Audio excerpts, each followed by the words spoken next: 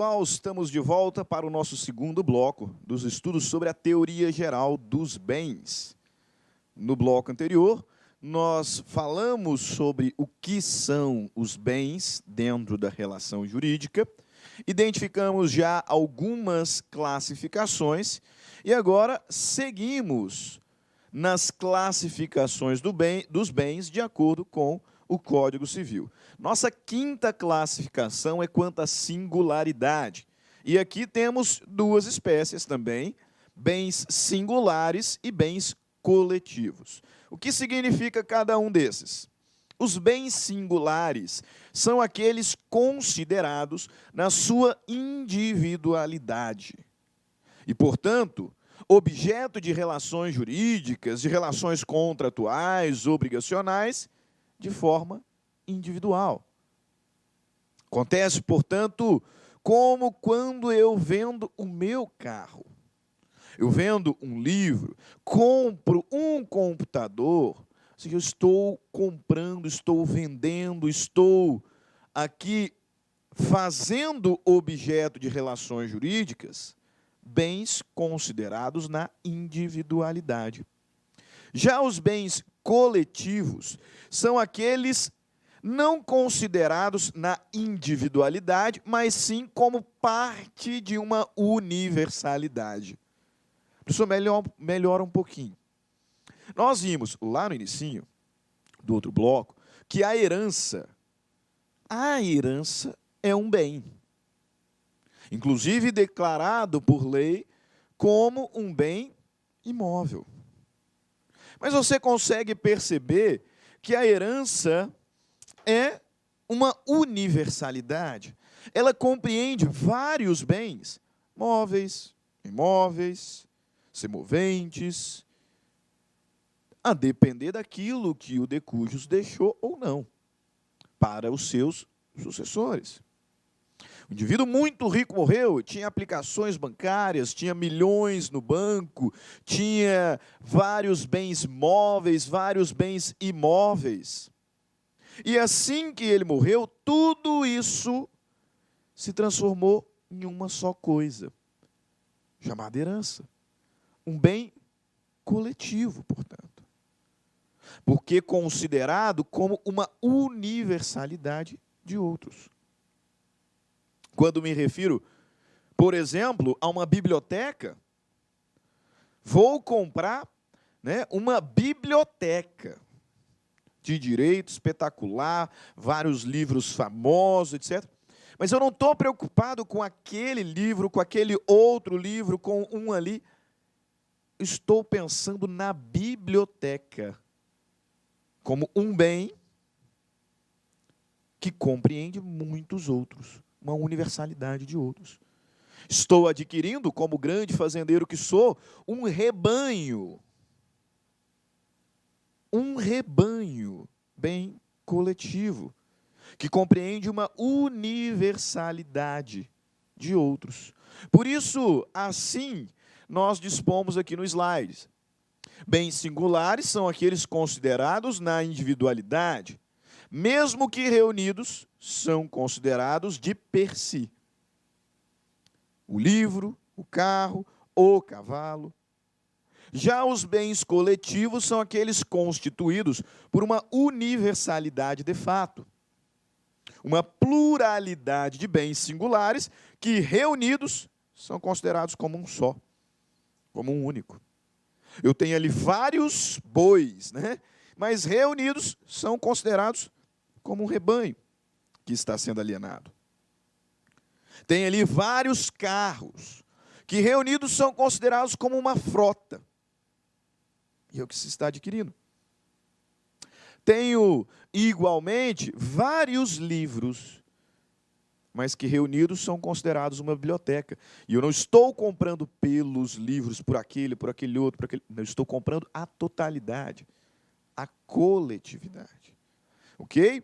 Vejam bem no Código Civil. Artigo 89 do Código Civil, são singulares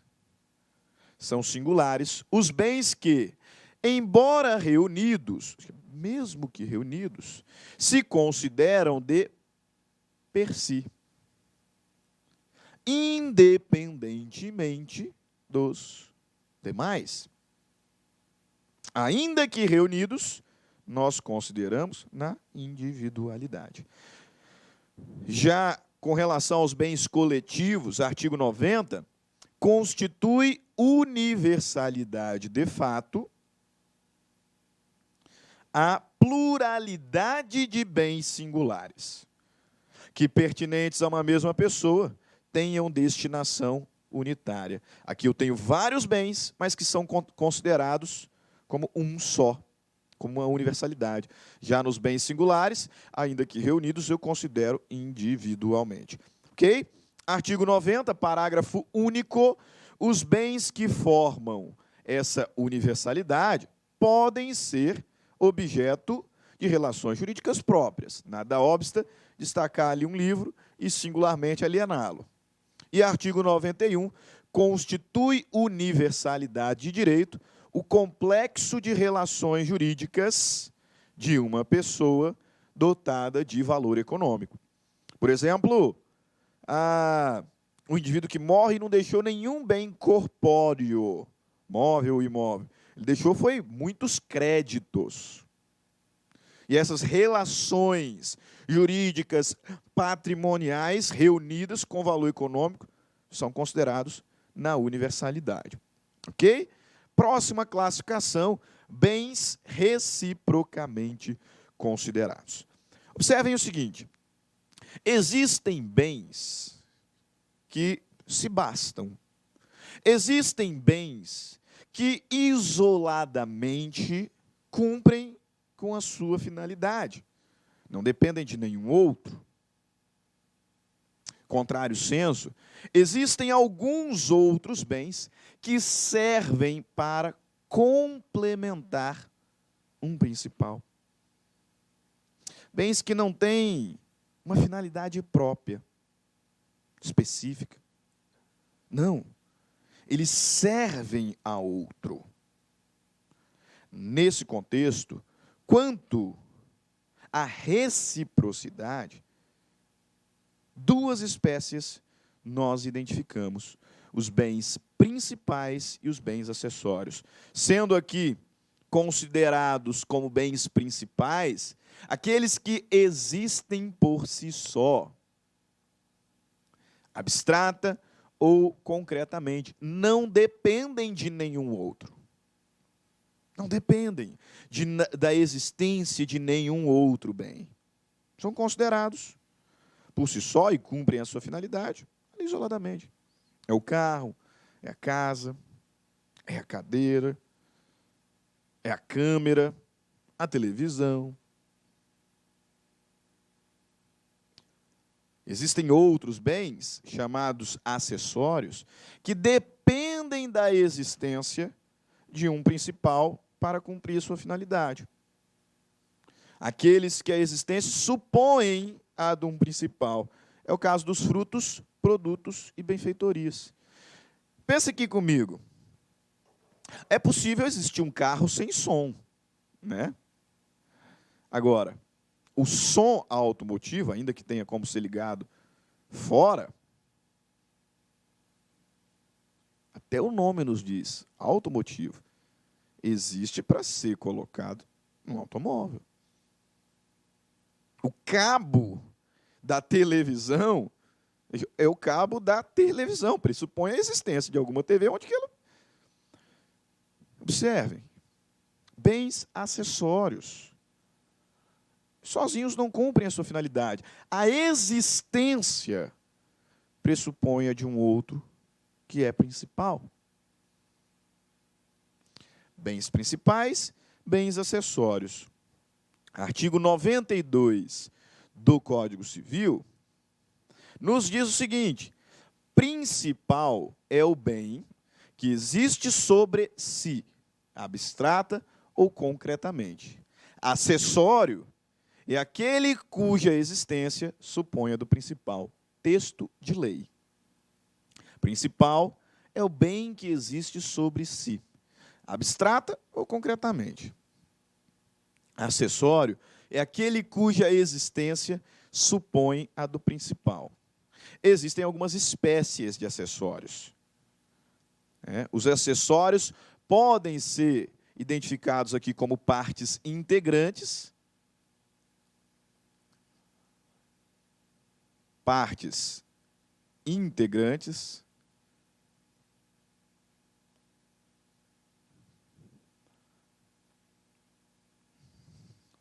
Podem ser os frutos de um bem imóvel, por exemplo. Podem ser produtos. Ou ainda benfeitorias. Vou colocar aqui, abreviado, porque nós vamos analisar daqui a pouco. Então, os acessórios podem ser partes integrantes, como o som, como a roda do carro, que é o acessório. Podem ser frutos civis, industriais, naturais, produtos, benfeitorias. Com relação aos acessórios, talvez você se pergunte, professor, tá bom, eu entendi o que é um bem principal, um bem acessório. Bem principal é aquele que existe sobre si, e o bem acessório é aquele cuja existência pressupõe a de outro. Isso aqui eu entendi, decorei até. Qual que é a relevância dessa classificação? O Código Civil, no artigo 233, artigo 233 do Código Civil, nos traz o chamado princípio da gravitação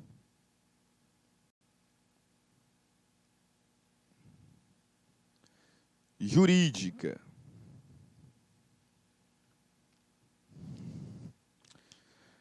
De acordo com o princípio da gravitação jurídica, previsto lá no artigo 233, o contrato que envolve a alienação de um bem pressupõe a abrangência dos acessórios. É como se nós disséssemos que os acessórios seguem o principal. E é exatamente isso. No latim, nós temos um princípio que diz o seguinte: accessorium sequitur principale. O acessório segue o principal.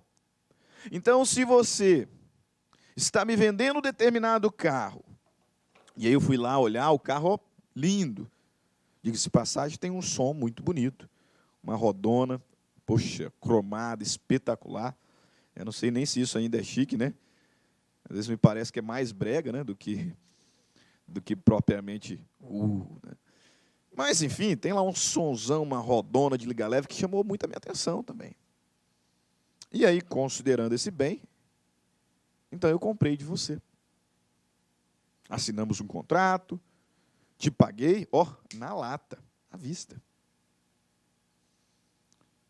E aí você me disse, não, só vou dar aqui um banho nele, um trato, amanhã você vem buscar o carro.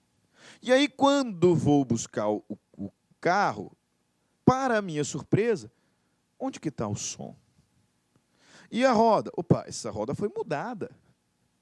Não era essa que estava ontem. E aí, quando te questiono, você vira e fala, mas eu te vendi o carro. Eu não te vendi o som. Eu te vendi o carro, eu não te vendi a roda. Na verdade, nada disse acerca do som e da roda. Aí está o detalhe. Exatamente porque você nada falou sobre o som, sobre a roda, é que presume-se que estavam abrangidos pelo contrato. Por conta do princípio da gravitação jurídica previsto no artigo 233. O contrato, presumivelmente, abrange os acessórios do bem principal. Presume-se abrangido pelo contrato, que objetiva a alienação de um bem principal, também os seus acessórios, de acordo com o artigo 233. Aí eu disse para vocês que os acessórios podem ser partes integrantes, como é o caso desse som da roda, podem ser frutos, podem ser produtos, podem ser benfeitorias. Muito cuidado. Muito cuidado, não confunda acessório com pertença. Não confunda acessório com pertença. Por quê? As pertenças não são partes integrantes. Muito embora em algumas situações sirvam para embelezar determinado bem principal, muito embora sirvam para ampliar a utilidade de um bem principal, as pertenças não são partes integrantes do bem principal. Ou seja, elas são consideradas na individualidade. Muito embora, até mesmo de forma duradoura, estejam ali servindo como forma de embelezar, de ampliar a utilidade. Por exemplo, você foi lá em casa, né? Vou te vender o meu apartamento, e quando você foi ver lá o meu apartamento, tinha um quadro muito bonito na sala, a TV estava lá na parede, televisão top, né? Um sofá lindíssimo, um piano, oxe, ó, elegantérrimo. Meus caros, isso não é acessório. Esses bens são pertenças. Muito embora estejam ali de forma duradoura, sendo utilizados no meu apartamento, embelezando o meu apartamento, esses bens são considerados na individualidade. São, portanto, pertenças. E as pertenças, como regra, não seguem o bem principal. Vejam aqui. Artigo 93 do Código Civil. São pertenças os bens que não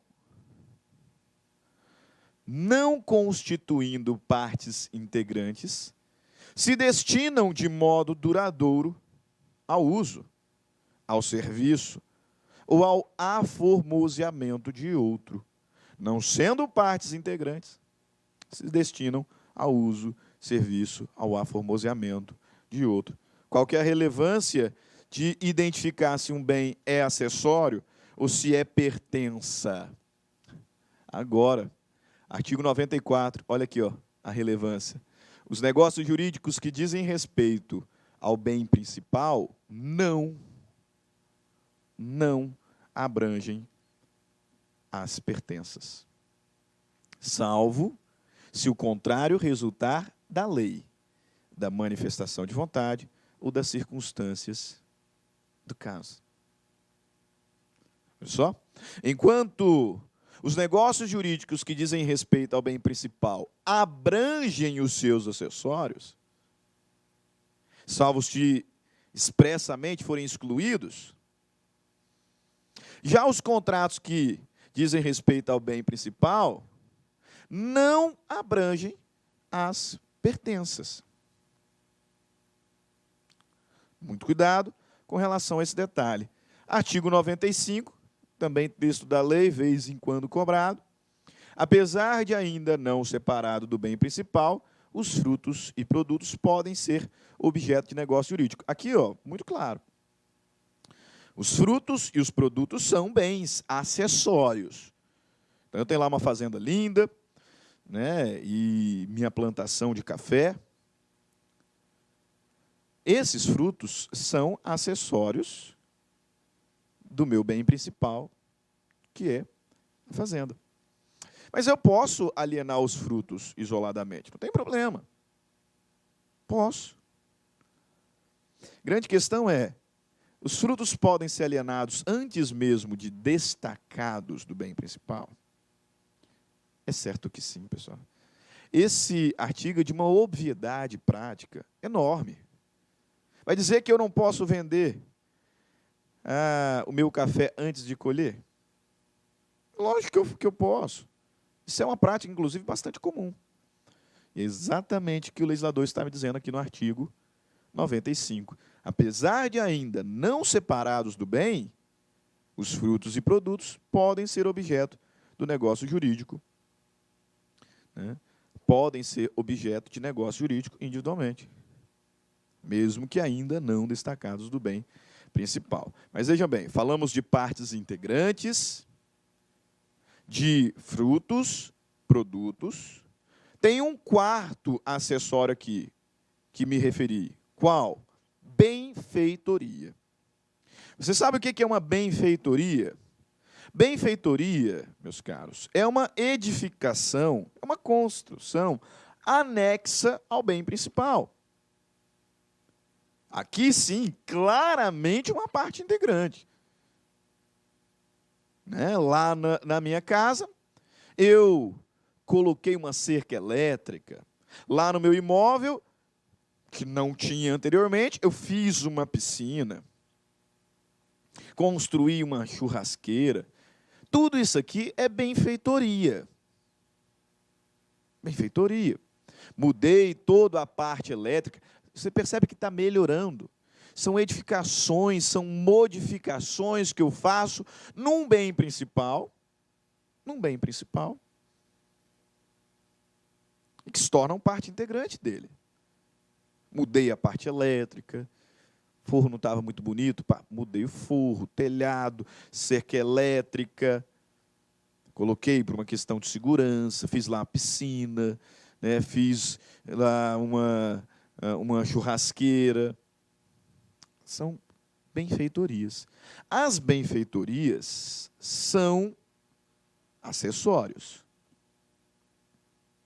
E o que eu quero que você tenha muito cuidado é que existem espécies de benfeitorias. O Código Civil nos identifica 3 espécies de benfeitorias.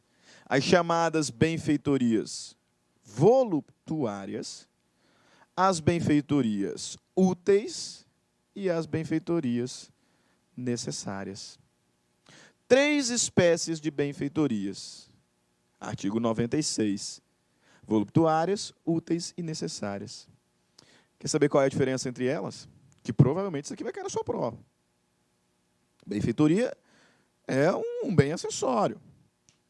Uma construção anexa, ou uma modificação estrutural ou não de um bem principal, que visa melhorar, embelezar, ampliar a sua utilidade.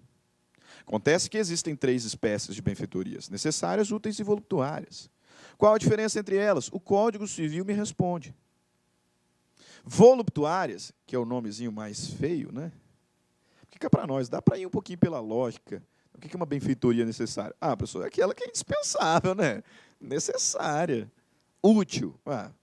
Não era necessário, mas traz aqui uma utilidade. Voluptuária. Aí pegou. Voluptuárias são benfeitorias de mero lazer, de mero embelezamento. Não era necessário e nem trouxe uma utilidade prática para o bem principal. É vaidade. É vaidade. Fiz para embelezar. Fiz por uma questão de puro lazer, deleite. Então, essa é uma benfeitoria voluptuária. Não trouxe nenhuma utilidade prática. Não era indispensável para a conservação, manutenção do bem principal. Voluptuária. O legislador não responde também. Parágrafo 1º do artigo 96. São voluptuárias as benfeitorias de mero deleite. Olha lá, olha as palavrinhas-chave.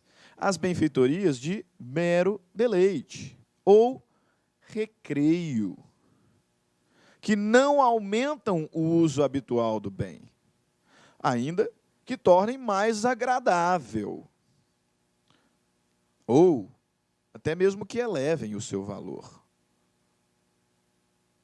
mas não aumentam o uso, não eram indispensáveis. Deleite, recreio, embelezamento. Ok? Já as benfeitorias úteis, parágrafo 2º, aqui já dá para ir um pouquinho mais pela lógica, são benfeitorias úteis as que aumentam ou facilitam o uso do bem. Não eram indispensáveis, mas aumentam e facilitam o uso. Melhoram a utilidade do bem. Eu não tenho como dizer que colocar uma cerca elétrica num bairro que é um tanto quanto perigoso seja uma benfeitoria voluptuária, né? De mero deleite, de lazer. Assim, não. Envolve segurança. Não era indispensável, mas envolve segurança. E, portanto, contribui com a própria utilidade do bem. Sem dúvidas. Aluguei um imóvel no 19º andar e não tinha grade, não tinha nem tela. Isso não é uma benfeitoria de deleite, de lazer, de embelezamento. É uma benfeitoria. Necessária ela não era, mas útil, sem dúvida. Sem dúvida. Já as benfeitorias necessárias são aquelas que objetivam conservar. Veja bem, são úteis aquelas que aumentam ou facilitam o uso do bem. O uso do bem. Por exemplo, construir ali uma rampinha, pô, é útil, né?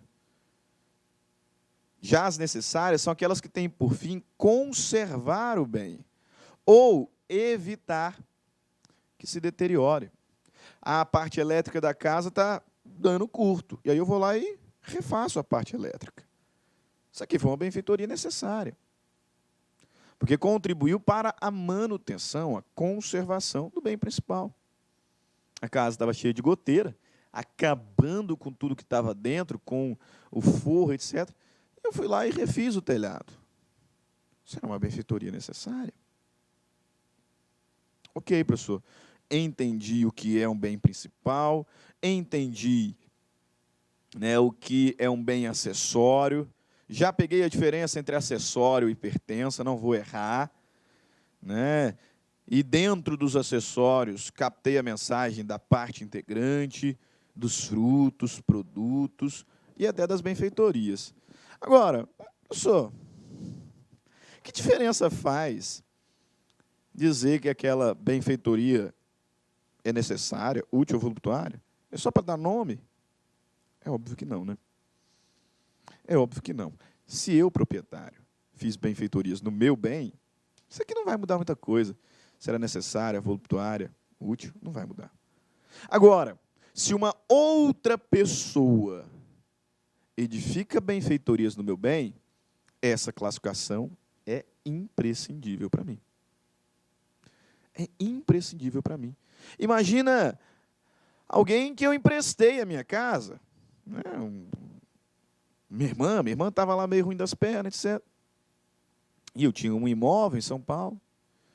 Ele falou assim, mano, vai lá, usa meu imóvel, pode morar nele aí um tempo. E ela faz algumas benfeitorias. Será que eu sou obrigado a indenizá-la pelas benfeitorias que ela edificou? Eu alugo um imóvel para uma determinada pessoa e ela faz lá benfeitorias. Será que eu, proprietário, tenho que indenizá-la pelas benfeitorias que ela fez? Alguém invadiu a minha fazenda e fez benfeitorias. Será que eu tenho que indenizá-lo? É nesse contexto que se faz imprescindível identificar qual espécie de benfeitoria foi construída no caso concreto. O Código Civil, artigo 1219, só para elucidar, tá? Porque nós estamos na parte geral ainda. Mas só para você entender a aplicação prática dessas classificações, o Código Civil, no artigo 1219, vai nos dizer que o possuidor de boa fé, tem direito à indenização. Então, alguém que não sendo dono exercia posse. Possuidor de boa fé, tem direito à indenização das benfeitorias necessárias e úteis. Então, se o possuidor de boa fé constrói a benfeitoria necessária, o útil, ele tem direito a ser indenizado pelos gastos que teve. Tem direito à indenização das benfeitorias necessárias e úteis. Bem como, quanto às voluptuárias, se não lhe forem pagas, a levantá-las quando puder, sem detrimento da coisa. Então, veja bem, muito cuidado.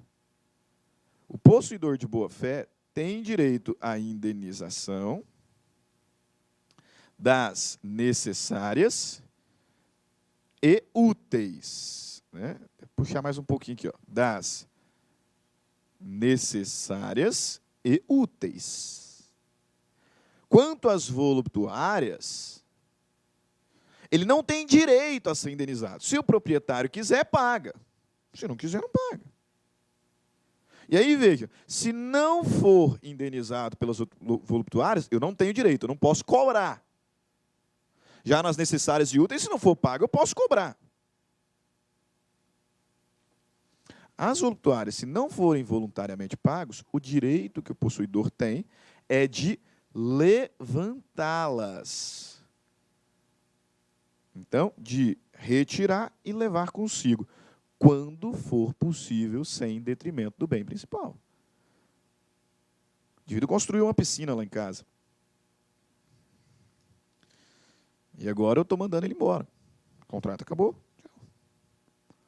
Ah, mas eu gastei para fazer a piscina.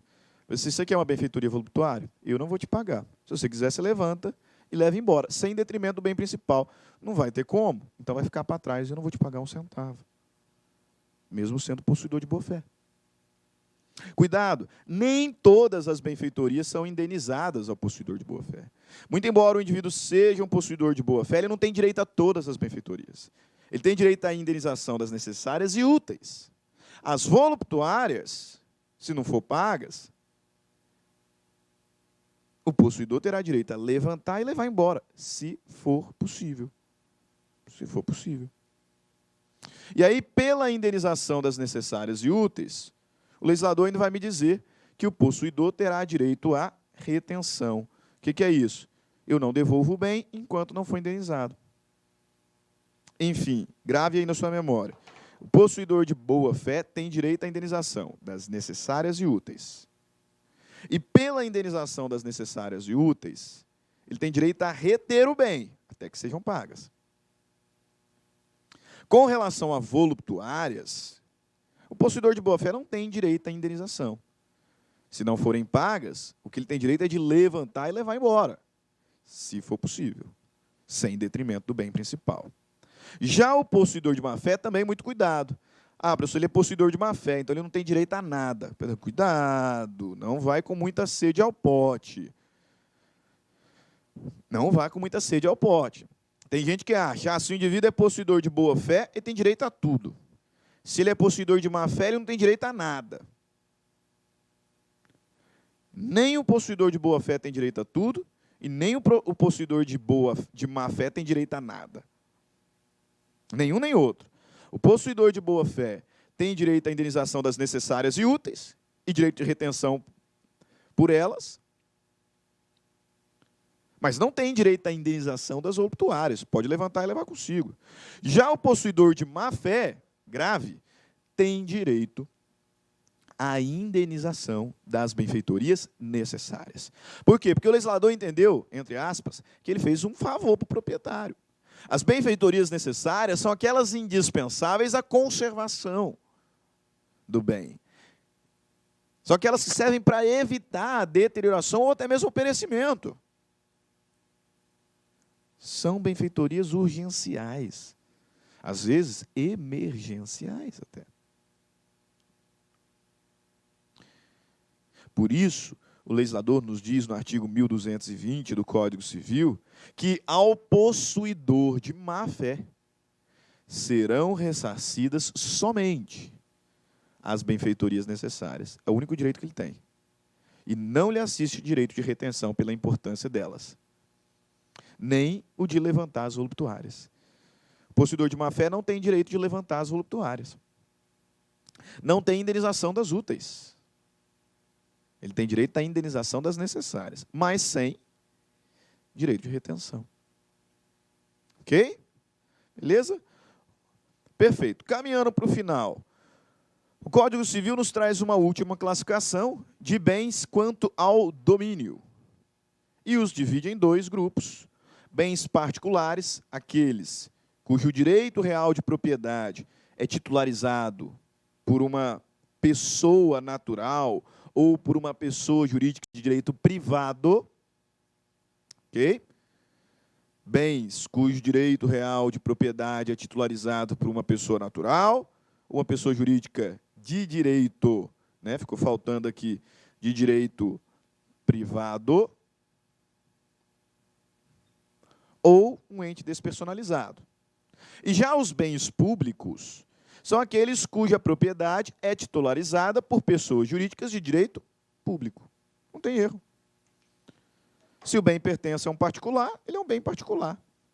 Uma pessoa natural, uma pessoa jurídica de direito privado, um ente despersonalizado, um condomínio, por exemplo, o bem é particular. Agora, se ele pertence a uma pessoa jurídica de direito público, à União, ao município, aos estados, às autarquias, opa, então, é um bem público. Beleza, professor. Ótimo. Que bom que você achou fácil.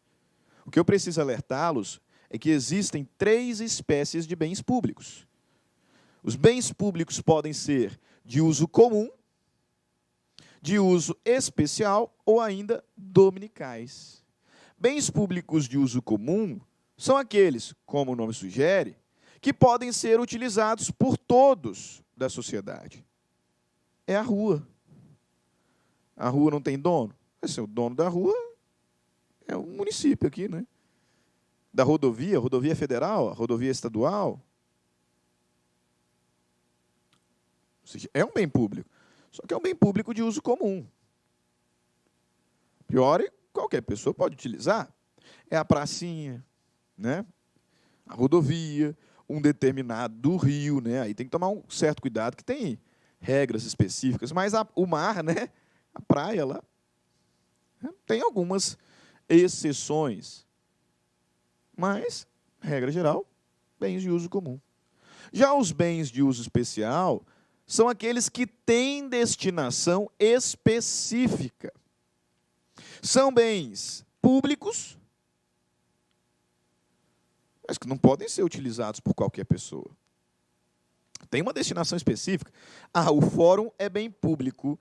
Eu não tenho nenhuma casa, então eu decidi que eu vou morar lá no fórum, porque tem um sofazinho lá legal. Não, de fato é um bem público. Só que é um bem público de uso especial. É destinado a uma finalidade específica.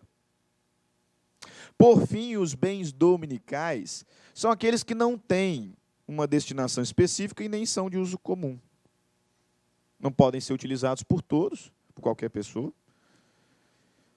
mas também não têm uma finalidade específica, uma finalidade determinada.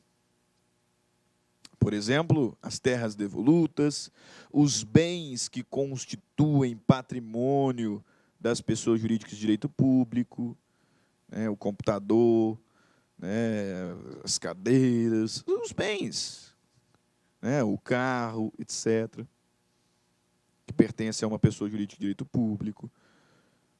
São bens que não têm uma destinação específica, que também não são de utilização de todos. Qual a importância de nós diferenciarmos esses bens? O Código Civil nos diz, veja bem, são públicos os bens do domínio nacional pertencente às pessoas jurídicas de direito público interno.